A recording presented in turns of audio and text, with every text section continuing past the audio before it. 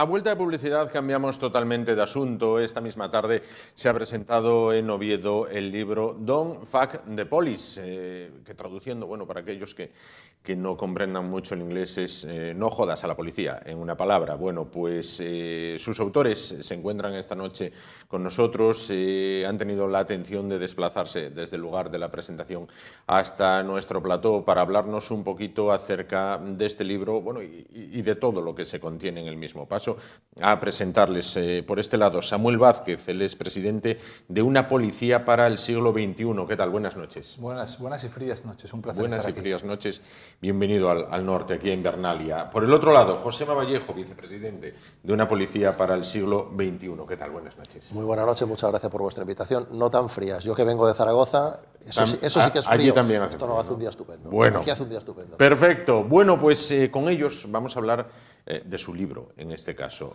Don't Fuck the Police. ¿Por qué en España estamos perdiendo la batalla contra la violencia y el crimen? Bueno, pues, ¿qué nos podemos encontrar en este libro, Samuel, Josema?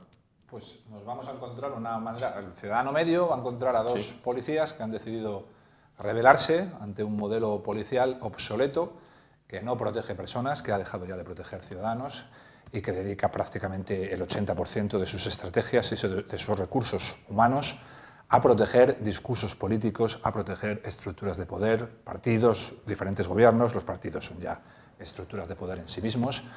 Este engaño masivo lleva 40 años, en estadios bajos, medios, los 90, principios de este siglo. De criminalidad no se notaba, pero la criminalidad ha escalado.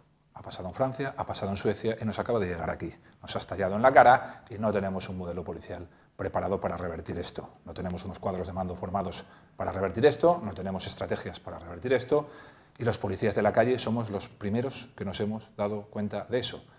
Y se añade a que no tenemos ni estrategias, ni materiales, ni formación, se añade la enorme frustración de ver que los que mandan no están muy interesados en esto de la ciudadanía, están muchísimo más en proteger a los respectivos líderes políticos, sean del partido que sean en el territorio que sean. Eso genera una frustración enorme y Josema y yo hemos decidido, ha llegado a un punto en el que hemos dicho basta. A través de nuestra asociación llevamos años anunciando lo que va a pasar, no nos hemos equivocado en nada, ahí está mi comparecencia en el Congreso del 2018, en nada.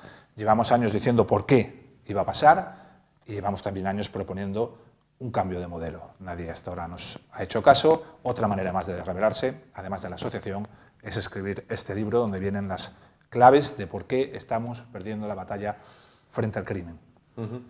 Josema, nos dice Samuel, se está perdiendo la batalla contra el crimen. ¿La situación sería reversible o no hay nada que hacer?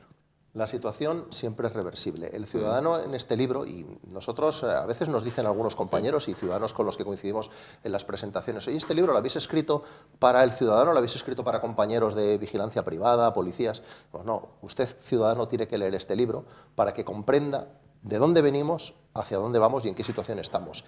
Y ahí están las claves, como ha dicho Samuel, para saber si esto es reversible o no. Es algo que el lector tiene que descubrir. Le adelantamos, sí es reversible, pero para que sea reversible tiene que haber un líder político, un grupo de líderes políticos que estén dispuestos a asumir ese coste. Aquel grupo de políticos que decidan en un momento dado decir hasta aquí hemos llegado, decidan ponerle coto a esta situación, van a tener que asumir ese coste. Ya sabes, los van a llamar de todo. Sí. A partir de ahí, pues como está pasando, el espectador que quiera ver un poquito cómo va esto, puede coger el ejemplo de El Salvador. El Salvador es uno de los países, o era uno de los países más inseguros del mundo, donde el homicidio estaba a la orden del día, y ahora está mejorando muy ostensiblemente. ¿Por qué? Porque ha llegado un líder político que ha decidido asumir el coste. Al principio el pueblo estaba en contra, pues porque parece que los métodos policiales eran demasiado cruentos, o parece que acusaban un poco a la policía. Oye, no os estarán dando demasiado poder, y de repente, en muy poquitos meses, se ha encontrado con el apoyo mayoritario del pueblo. En este libro están las claves, en este libro está gente que nos dice, oye, don't fuck the police, ¿por qué el título en inglés? La clave está dentro, hay que saber de dónde venimos. Esto viene de un famoso himno rap de finales de los años 80, que bueno, que ya da lugar luego a todo lo que es la cultura antipolicial, el ACAP, o sea, el All Cops Are Bastards, el Defund the Police. toda esta serie de mantras y de eslogans contra la policía y contra el sistema. Pero invitamos a que el lector profundice, lo lea. Yo creo que se va a sorprender mucho. Correcto. Samuel, usted es Policía Nacional, Josema, usted es Guardia Civil. Entiendo que esto es un poco el sentir de la base del cuerpo, no tanto de los mandos altos, sino de la base del cuerpo, de los cuerpos en este caso. Es el sentir mayoritario, solo hay que ver el seguimiento que tiene la asociación. Ahora mismo yo creo que de impacto mediático no hay ninguna asociación en España policial. De hecho, el último vídeo mío en la Asamblea, que se ha hecho viral, tiene casi 1 millón de visualizaciones, contestando a un diputado del PSOE que me pedía datos de criminalidad, porque un comisario que había traído de la cúpula del gobierno había dado, pues bueno, esto del índice de criminalidad, que es un engaño masivo a la población, ¿no? Que siempre sale negativo, no sabemos por qué, los homicidios crecen, los robos con violencia crecen, las agresiones sexuales crecen exponencialmente, pero su índice de criminalidad siempre da negativo. Es evidente que es un engaño masivo a la ciudadanía. Entonces, solo hay que ver el apoyo que tenemos para entender que cada vez hay más policías, también en la parte de arriba hartos, y que empiezan a significarse, muy pocos todavía, porque ellos se juegan la carrera, porque sacar la cabeza de la dirección que te marcan implica el final de tu carrera. Hemos tenido el caso Ferris en Valencia, jefe de la comisaría de centro en Valencia hace nada. Ferris es un jefe, vamos a decirlo así, atípico. En España el 95% de los mandos son mandos de gestión, de despacho, tienen horarios de oficina, no pisan la calle. La mayoría hace 30 años que no le ha puesto los grilletes a un delincuente, algunos no le han puesto los grilletes a un delincuente en toda su carrera profesional, y este era un mando atípico, era un jefe de dependencia que salía a patrullar. Sí. Eso no se ve prácticamente ya en España. Es decir, que conoce el sentir de los policías, conoce el sentir de la calle, conoce el sentir de los ciudadanos, conoce los modus operandi de los delincuentes, conoce una serie de cosas que hay que conocer si quieres enfrentarte a este problema. Este señor llevaba 30 años en la calle y no lo mató ningún criminal. En 48 horas lo mató el sistema. En 48 horas, en cuanto su discurso se salió del discurso oficial. Por eso hay muy pocos mandos, cada vez más, pero todavía muy pocos, que contactan con nosotros. Ahora, la base de policías de cualquier cuerpo, Ertzainas, Mossos, policías locales de todas las ciudades de España, guardias civiles, solo hay que ver el seguimiento que tenemos en redes para entender que ellos sí saben de qué va esto. Ellos sí estaban en la calle, ellos sí palpan el ambiente, la ciudadanía, las nuevas modalidades delictivas, la nueva realidad criminal. Eso en un despacho no se ve, y con estadillos numéricos tampoco se ve. Pero, por ejemplo, escuchándoles, cuando dentro de poco saldrá un informe en el cual veremos que Asturias es la primera o la segunda región más segura de España, ¿nos están mintiendo? Sí y no. Oficialmente no les están mintiendo, harán una comparación por tasa de delitos con el número de habitantes y a lo mejor sale negativa.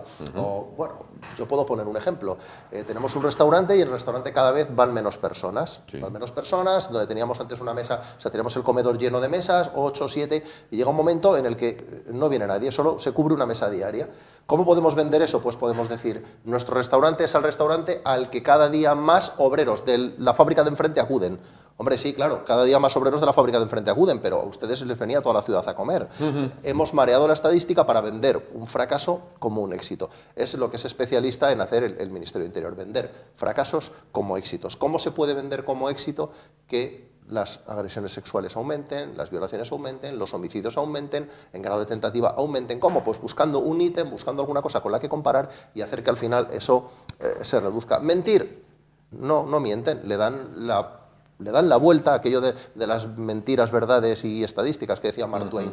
Es la forma siempre de encontrar eso. Lo que, hilando con el discurso de Samuel, de los mandos, las bases, esos documentos que están en esas hojas de Excel, nosotros a los superiores los llamamos superiores de la escala jerárquica, la escala superior. Los llamamos prospectores de hojas de Excel. Ellos están en su despacho y solo ven números. Y los números, con los números se puede trabajar. Son entelequias, podemos trabajarlos, pero a pie de calle lo que se percibe es una realidad bien distinta. Y ya no lo tiene que percibir el policía, lo percibe el ciudadano. Nosotros lo que queremos es un ciudadano que tenga la capacidad de salir a las 3 de la mañana de su casa sin preocuparse por absolutamente nada. Queremos un padre que sabe que sus hijos salen por ahí de fiesta y que sí puede ocurrir un accidente, pueden tener un problema, porque eso es estadística, sí. Pero que se puedan olvidar, mejor dicho, de todo lo demás, de agresiones, atracos, peleas. Eso es lo que queremos. Sobre el papel, ¿qué es que a una hija la agredan sexualmente o que un hijo le peguen una paliza o lo dejen en el hospital? Es un palote, es un 1, es un 0. Eso Samuel lo ha explicado muchas veces, cómo funciona el sistema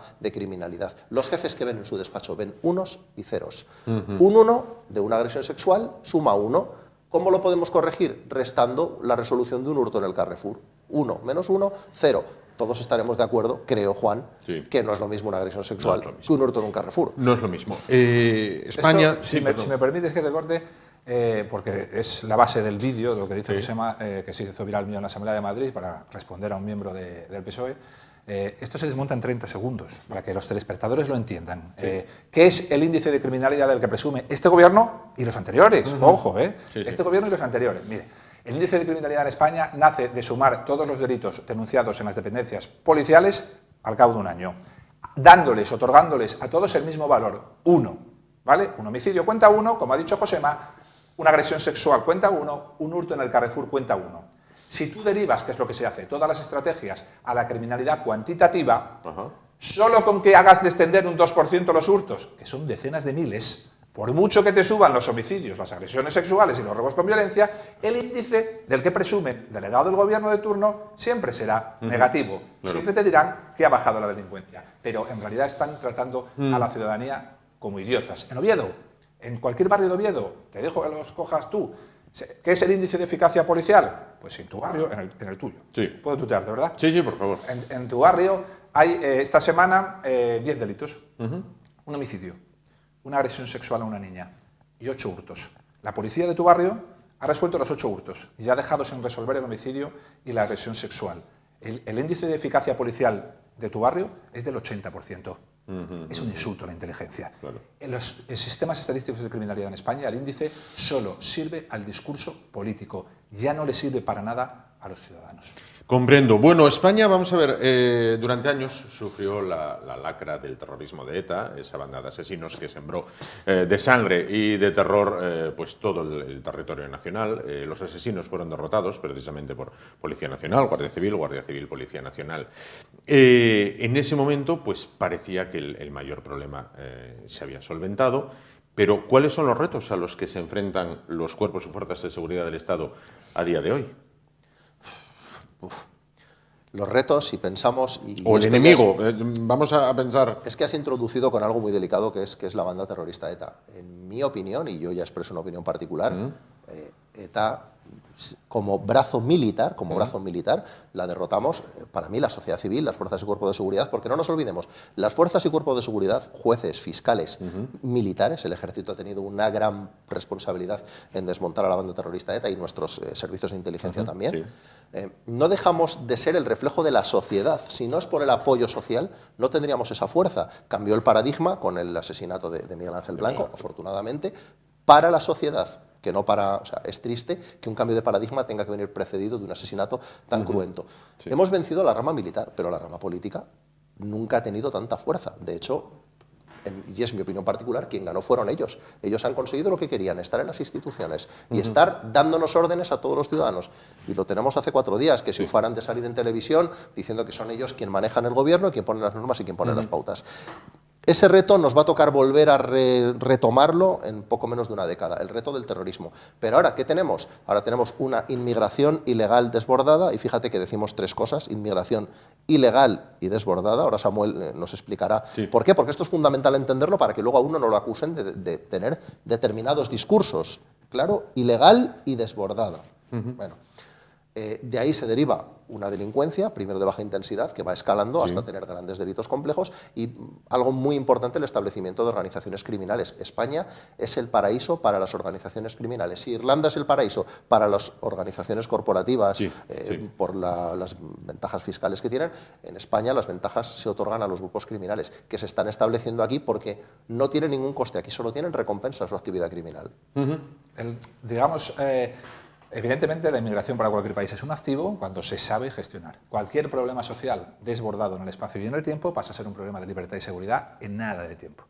No hace falta ir a la inmigración. El hambre, problema social básico. Si Asturias recibe cada mes 30 homeless, 30 sin techo, no tendrá ningún problema en gestionar ese problema. Si en el mes de agosto llegan 2.500 homeless a Asturias, va a haber un problema de libertad y seguridad en muy poco tiempo. Cualquier problema social desbordado en el espacio y en el tiempo produce lo que produce. Suecia ya lo sabe, Francia ya lo sabe, Bélgica ya lo sabe, y aquí o no se han enterado o no se quieren enterar. La inmigración masiva, los procesos de inmigración masiva tienen un impacto en las dinámicas sociales. Nosotros lo sabemos porque en los años 70 y 60 hubo una inmigración masiva del pueblo a la ciudad, que eran nuestros abuelos. Sí, sí. Y eso ya se notó en las ciudades. Las zonas periféricas chabolistas, la entrada de la heroína, el cine kinky, aquello que todos nos enseñaron en los 80, ¿verdad? En términos criminales ya se notó, y eran nuestros abuelos. Ahora alguien pretende decirme que ese mismo volumen de inmigración que viene de un continente con el que no compartimos nada no va a impactar criminalmente. Y si lo dices, te llaman racista. Cualquier proceso de inmigración ilegal masivo tiene impacto en las dinámicas sociales. Si este proceso viene de un continente, que por eso nosotros hemos tardado más en llegar a estos niveles delincuenciales, porque hemos tenido la suerte de la que la primera oleada en España fue hispanoamericana. Compartimos todos, somos hermanos, religión, cultura, idioma, todo. Otros países no han tenido esa suerte. La primera oleada ya vino de África, ¿vale? Un continente con el que no compartimos nada. Ni el respeto a la mujer, ni los usos sociales de la violencia, absolutamente nada. Cuando esa inmigración masiva viene de un continente con el que no compartimos nada, como acabo de decir, ya no es que cambien algunas dinámicas sociales, es que entran en conflicto. Chocan las dinámicas sociales. Cuando esos procesos ya no son masivos, sino son desbordados, ya no es que choquen las dinámicas sociales, es que los que llegan imponen dinámicas sociales nuevas y anulan las dinámicas sociales de origen. Y acabo de definir lo que es una zona no-go. Una zona Saint-Denis es una zona donde un nuevo grupo ha impuesto dinámicas sociales de donde ellos vienen, que son todos estados fallidos, pero que son los estados donde ellos saben moverse, porque vienen de allí, saben escalar socialmente en ese mundo, han impuesto dinámicas sociales nuevas y han eliminado las dinámicas sociales de los habitantes de París. Esto sucede, es empírico, es ciencia policial. ¿Por qué es ciencia? Porque a la teoría puedes demostrarlo con hechos empíricos. Si no lo puedes demostrar, solo tienes palabrería. Pero si lo puedes demostrar, ya tienes ciencia. El aumento exponencial del crimen, sobre todo el crimen violento, en Suecia, en Francia, en Bélgica, ha coincidido en el espacio y en el tiempo con la llegada de procesos de inmigración ilegal desbordada procedentes de África. En Saint-Denis se puso el foco durante unos días, después del final de la Champions. Después, el fútbol entiendo que se olvidó todo después. Hay, según tengo entendido, barrios en ciudades francesas, belgas, donde la policía prácticamente no puede entrar porque sería prácticamente suicida. Hay campamentos en la zona de Calais, del paso de Calais, donde ocurre prácticamente lo mismo. En España hay también estas zonas, es decir, ¿hay zonas en nuestro país donde la policía no entre? No, de momento no. De momento no las hay, y no las hay gracias al esfuerzo de las mujeres y hombres de las fuerzas y cuerpos de seguridad a pie, los que pisan los charcos, que se han empeñado, han dicho no, por aquí no vais a pasar, que se han empeñado a pesar del coste que eso tiene. O sea, el ciudadano tiene que saber que muchos policías, muchos guardias civiles, muchos policías locales, muchos vigilantes de seguridad, hay que entender que el vigilante de seguridad que dice tú no te vas a colar en el metro, porque el vigilante podía decir, miro para otro lado, es que estoy harto ya de que cada vez que salgo en un vídeo viral acabo perdiendo el trabajo. El vigilante que decide tú no te vas a colar es la primera barrera para que esa delincuencia de baja intensidad escale. Esa cajera que le dice al que sale del Carrefour o del supermercado, tú no te vas a llevar esto, son las primeras barreras de contención. Este ciudadano que ve cómo agreden a una mujer y dice, no vas a agredir, no vas a dar un tirón al bolso de esta señora, son el primer coto a que esa delincuencia escale. Si nadie hace nada, y cada vez hay menos gente dispuesta a hacer, esa delincuencia va escalando y aparecen las zonas no-go. En España, de momento, no las tenemos, pero vamos camino, y nos queda poco, para empezar a tenerlas. ¿Por qué? Porque va a cambiar el contrato social. Está cambiando ya. Ese importar dinámicas que nos comentaba Samuel, importar, lo que hace es transformar la sociedad de acogida en la sociedad de origen, porque es donde ellos saben medrar. Es lo que ellos conocen, van a medrar, lo van a transformar. Va a volver a fallar la sociedad en la que ellos se pretenden integrar, esto volverá a ser un desastre y diremos, ¿cómo hemos llegado hasta aquí? Pues hemos llegado porque ha cambiado el contrato social. En vez de decirle a esta persona que entra, usted tiene este marco constitucional, legal, que es muy amplio, es enorme, caben muchísimas cosas, pero usted no se puede salir de aquí. En vez de eso, le decimos al que está dentro, no, oiga, abra usted el abanico, abra las normas, comprenda esta situación, y eso es lo que está fallando. No podemos cambiar nosotros un contrato social que ha funcionado, el de las sociedades occidentales, con sus defectos y sus virtudes, pero la más la sociedad más perfecta que hemos tenido hasta la fecha. No podemos cambiar esto que funcionaba razonablemente bien por algo que sabemos, no es que lo intuyamos, es que sabemos que no ha funcionado en ningún lugar del mundo nunca a lo largo de la historia. Es que, Asturias es una pequeña Galia, como Asterix y Obelix, y todavía no ha impactado como ha impactado en otros, pero prácticamente en todas las ciudades grandes de España, y no hablo de capitales, hablo de ciudades grandes del sur de Madrid, de ciudades de la periferia de Barcelona, Valencia, ya hay esto que llamamos un barrio moro. ¿Vale? ¿Y qué es un barrio moro? En realidad, tú podrías decir, hombre, no hables mal de los barrios moros, que eres un racista. Vale, muy bien, pero ¿qué es un barrio moro? Porque yo sí conozco lo que es un barrio moro, porque llevo muchos años patrullando el sur de Madrid. Un barrio moro es un lugar donde ya solo hay carnicerías de carne halal o demás, peluquerías donde solo van marroquíes o argelinos, terrazas de verano donde solo se sientan varones y jamás ves sentado a una mujer. Eso es, al fin y al cabo, alguien nos lo ha pretendido vender como una alianza de civilizaciones. ¿Qué alianza hay ahí? ¿Qué alianza hay ahí? Si han impuesto todas las dinámicas sociales de origen y han anulado todas las de acogida. Eso tiene un efecto empático enorme, porque muchos de esos jóvenes marroquíes que viven en ese barrio, muchos ya estaban prácticamente adaptados al modus vivendi europeo. Un chico marroquí ya se había echado una novia en el instituto, española, iba al Burger King, aprendía a buscar trabajo y ganarse la vida de manera honrada, como todo el mundo, y ahora de repente su barrio se ha encerrado. En su barrio ya le han dicho que su novia no entra. No entra para sentarse en una terraza. Que si su novia quiere entrar, que se tape la cabeza. Al salir desde su barrio hasta el autobús que le lleva al instituto o a la universidad, empiezan las miradas. ¿Dónde vas? ¿Por qué te has echado una novia de ellas? Esas novias son para lo que son, para el sexo y demás, pero para echarte una mujer tiene que ser una de las nuestras. Eso tiene un efecto en la juventud aterrador. Nosotros lo vivimos en el País Vasco, con el efecto de coacción de la juventud vasca era evidente, pendientito aquí, aberchale, pelo a vacinilla, puedes ir a tomarte vino sin ningún problema. Camiseta a cuadros, vas el domingo a misa, te llamas Miguel Ángel, te pegan 2 tiros por la espalda. ¿Qué joven va a enfrentarse a eso? ¿Qué joven? Todo el mundo se adapta como método de supervivencia. El marroquí también. Tiene que pasar por... Yo visité Saint-Denis por primera vez en el 98. No era el gueto que soy, pero ya había señales. Las mismas señales que tienen los barrios españoles hoy y a las que no atienden ni mandos policiales ni políticos, que algunas veces se confunden. Las mismas señales. Yo bajaba desde mi hostal hasta la Basílica para coger el metro al centro y en cada esquina ya había un grupo de argelinos en actitud vigilante. Ya se estaban creando las bandas. Ya las mujeres, cuando pasaban por allí, ya agachaban la cabeza. Ya había señales. Los tenderos de la zona que habían nacido allí, en un barrio seguro, libre, ya miraban... ya esa mirada huidiza de este ya no es mi barrio, está pasando algo. Bueno, esas señales no las atendió nadie porque tenía coste, ha dicho Josema. Porque si las atiendes te llaman racista. Porque si detienes a uno de estos y lo hieres, sales en todos los telediarios. No las atendió nadie. Mira cómo está hoy Saint-Denis. Ahora estamos en España en ese tipo de barrios, sobre todo en las grandes ciudades. Y de momento nadie está atendiendo ese problema. El problema estallará. Si nos vamos a las fronteras, ustedes entiendo que han hablado con sus compañeros que prestan servicio en las vallas de Ceuta y Melilla. Sí, he estado yo allí hace nada. Entiendo que tienen que ser profesionales frustrados. Entiendo. Frustrados cuando menos. Absolutamente. Samuel estuvo en Frontera Sur, que estuvo representando a la asociación en el Congreso Frontera Sur, que es una actividad muy interesante donde se comparten todo este tipo de conocimientos. Pero yo tengo mucho contacto con los compañeros que están allí. Escudo, como ha dicho, la Galia, pero ahí abajo, ¿no? El escudo, la lanza y recibiendo porrazos. Ellos lo tienen muy claro. En el momento que empiezan a ver cómo se despliegan las ONGs, dicen, es cuestión de horas, va a haber un salto. Va a haber un salto.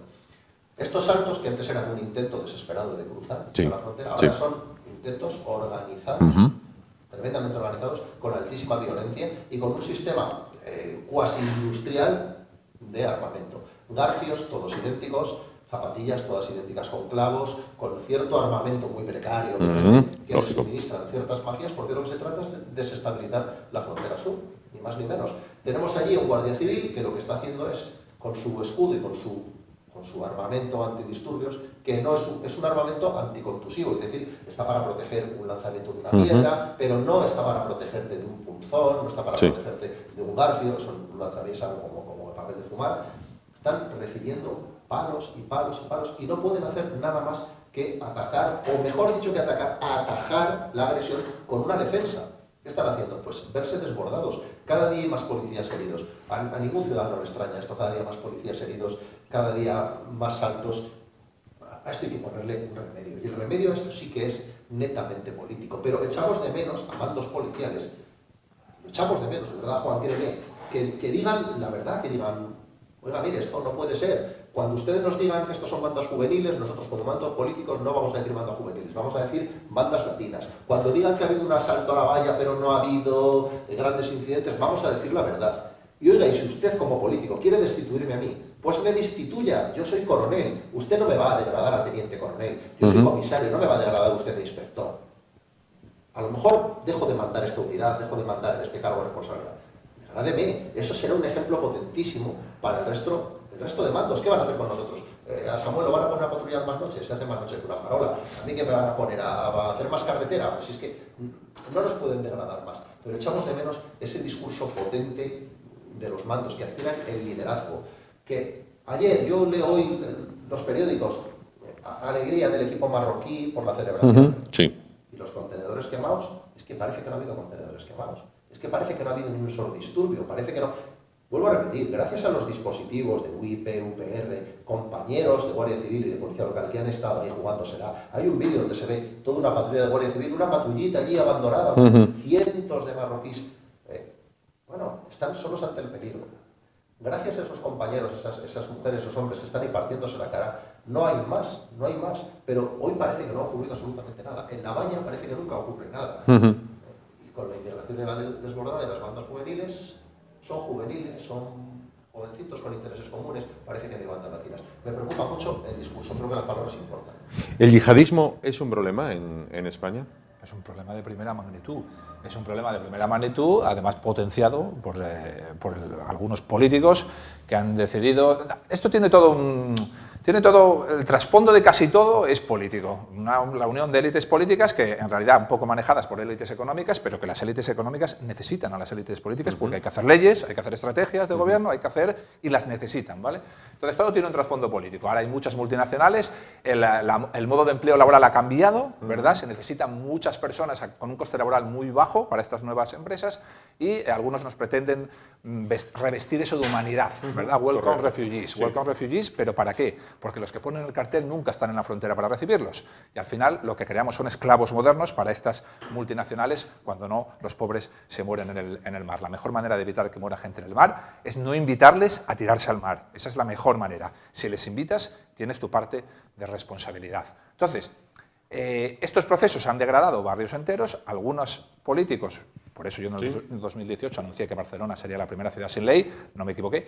Algunos políticos han, digamos, potenciado o acelerado ese fenómeno con sus propias políticas. Si te vas a Barcelona, generas una zona donde se supone que un guardia urbano que vea a un mantero debe quitarle la manta y multarle. Se supone que es lo que harían contigo si cometes cualquier ilegalidad en España. Sí, y conmigo, ¿vale? Se supone, pero si el guardia urbano dice: yo voy a enfrentarme a este que se va a enfrentar físicamente a mí, voy a tener que utilizar la fuerza, le voy a herir, voy a salir en 10 vídeos, me van a llamar fascista, torturador. Cuando este hombre se ha reunido con la alcaldesa, que es mi jefa, la alcaldesa les ha permitido sindicarse, formar un sindicato y se reúne con ellos en el Parlamento, mi jefa, ¿de qué sentido tiene que me enfrente yo a este hombre? Manteros, lateros, ocupas, zona de confort criminal. Ahora que cita el tema ocupas, es un tema que suscita alarma cada tanto tiempo en España.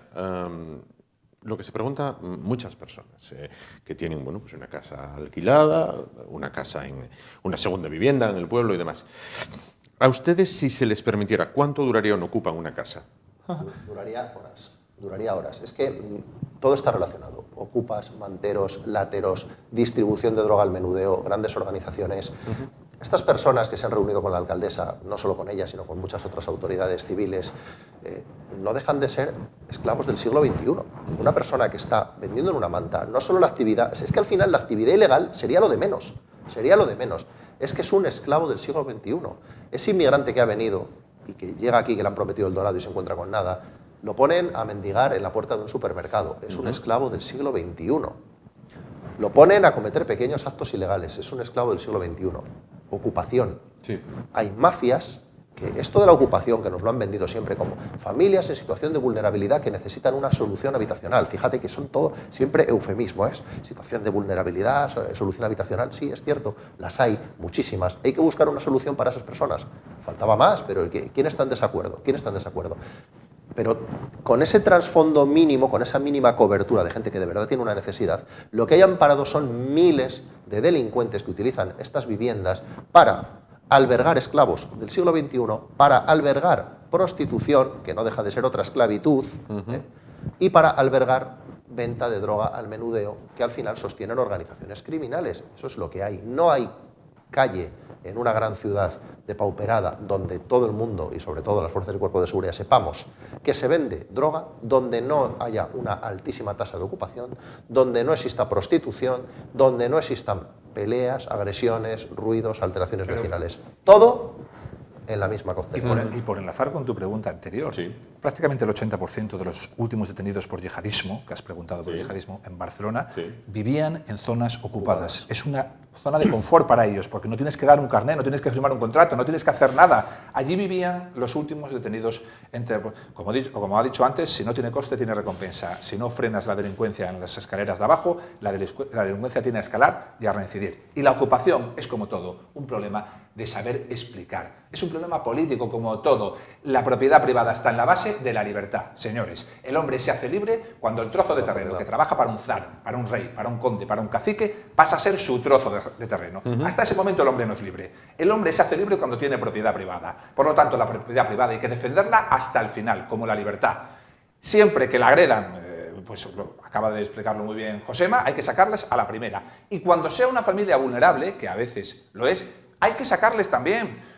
Hay que darles una solución habitacional, pero la solución habitacional no se la tiene que dar el dueño que ha dedicado su vida a comprar esa casa, hombre, y ahora se la han ocupado, se la tiene que dar el poder político de turno. El mismo alcalde que va a enfrentarse a la policía, el kichi de turno, ante un desahucio, hay que decirle, no, mire usted, este piso tiene un dueño y el dueño quiere que se le devuelva, y como la propiedad privada es sagrada porque es la base de la libertad, hay que devolvérselo. El encargado de buscar una solución habitacional para esa familia es usted. ¿Qué hace aquí haciendo el mono enfrentándose a los policías para ganar adeptos? A su policía, es usted. que encima es suya porque usted es el jefe de la administración. Claro. Trasladan la responsabilidad, que es política, al ciudadano.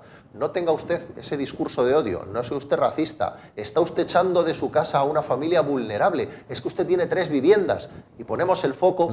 Fíjate, Juan, que hemos llegado a un punto en el que en Barcelona a un turista le roban el reloj a la fuerza y poco menos que le arrancan el brazo y preguntamos qué valor tenía el reloj. Si el reloj era un Patek Philippe de no sé cuántos miles de euros, mira, que le den por saco. Le han robado el reloj, bien empleado le está. O sea, estamos trasladando la responsabilidad siempre a la sociedad. Resulta que le roban un Rolex, la culpa es del que lleva el Rolex, no es del que roba el Rolex. Así estamos. El caso de España es paradójico desde el momento en el que se tuvo un vicepresidente que se emocionaba porque veía imágenes de unos manifestantes pateando a un policía. Sí, un títere. Pablo Iglesias es un títere del 15M. Y esto a mí me gusta. Samuel y yo nos conocemos hace ya algún tiempo, pero y nos conocemos porque hemos encajado las formas de pensamiento de todos estos. Al final, esto es como, somos como amigos. Tú cuando te juntas con tus amigos en un bar, seguro que habláis de política, habláis de muchísimas cosas y tenéis pensamientos coincidentes que al final van encajando como piezas. Pues Samuel explica muy bien cómo Pablo Iglesias es una persona que se aprovecha del movimiento 15M y al final lo ponen ahí, ahora te lo explicará Samuel. Pero Pablo Iglesias es una enorme lacra que le salió en este país, una enormísima lacra, que igual que lo pusieron, lo quitaron. Pero como él, tenemos a muchísimos otros, no nos equivoquemos, tenemos a muchísimos otros. Pablo Iglesias es disidencia controlada de manual. El nombre de Pablo Iglesias fue elegido seguro en una mesa parecida a esta, donde había élites económicas y élites políticas. La típica reunión de Villarejo, que Villarejo hubiera grabado, ahí fue escogido el nombre de Pablo Iglesias. Pablo Iglesias no estuvo nunca en la plaza, jamás fue el 15M. Había muchísima gente interesante en aquel movimiento, a la que no le dieron un año entero de televisión, tarde, mañana y noche, para que llegaran a las elecciones aquellas europeas donde entró Podemos por primera vez. Les dejaron miles de horas de televisión, el poder, miles de horas. Cuando un minuto de televisión, tú sabes lo que cuesta, miles de horas, escogieron en el nombre, era una persona con mucha verborrea, mucha facilidad dialéctica, eslóganes, dogmas, una persona que es un piltrafa intelectualmente, porque en algún momento de la vida alguien le dijo que si leía 400 libros se convertía en una persona con cultura, pero no le dijeron que si los 400 son de la misma ideología, en lo que te conviertes es en un fanático, y el fanatismo es lo contrario de la cultura. Tiene una serie de dogmas, engaña bien, engaña fácil. En aquel momento había peligro para el bipartidismo, el PSOE italiano había desaparecido, acaba de desaparecer en Francia, el PSOE español había bajado por primera vez de 6 millones de votos y Izquierda Unida ya no llegaba.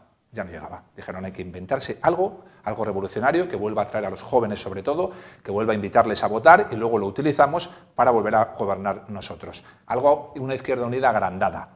Les dieron las televisiones, les dieron los periódicos, les pasaron la mano por la espalda, escogieron a este chaval, lo elevaron cuando quisieron y cuando fue mínimamente peligroso, las mismas televisiones, que son las televisiones del poder, le dieron una patada y lo echaron. Los mismos, ahora está asustado. Es que me dicen esto aquí y aquí, son estos los que te elevaron ahí. El poder decidió cuándo subió, cuándo bajó, cuándo ejerció de muleta, con nuestros votos ya no llega, vamos a crear esta disidencia. ¿Qué es la disidencia de Pablo Iglesias? Que te queman contenedores en una calle cuando los manda a salir a sus chicos, que agreden a policías. El poder es unir a roza, hombre. ¿Qué no importa el poder que viven en mansiones los contenedores de las calles? La disidencia que no importa el poder es esta. Por eso los chicos de Sacabat en Cataluña no pueden entrar en una universidad, les cierran las puertas, los agreden, nadie les atiende. Sin embargo, los CDR están subvencionados y desde el poder desde hace años. Porque el poder quiere ese tipo de disidencia, la que no piensa, la que rompe contenedores, la que quema, la que agrede policías. No es peligrosa para el poder. Con Pablo Iglesias, el bipartidismo seguiría otros 40 años. ¿Quién gobernaba en España cuando saltó el 15M? El PSOE. ¿Quién gobierna ahora? El PSOE. ¿Cuál era el primer partido de la oposición en España cuando saltó el 15M? El PP. ¿Quién es el partido actual? El PP. ¿La vida de quién ha cambiado? La de un obrero. No ha cambiado la vida de nadie, y la que ha cambiado a peor, la única vida que sí ha cambiado, porque Roma sí paga traidores, es la vida de Pablo Iglesias. Esa sí que ha cambiado. Bueno, pues llegamos al final. Solamente les pido dos reflexiones, una cada uno. Josema, ¿qué decir a sus compañeros que día y noche patrullan las calles y cuidan pues las fronteras? A nuestros compañeros no les vamos a decir nada, lo saben todo. Nos siguen, nos apoyan porque saben que nosotros estamos al 100% con ellos.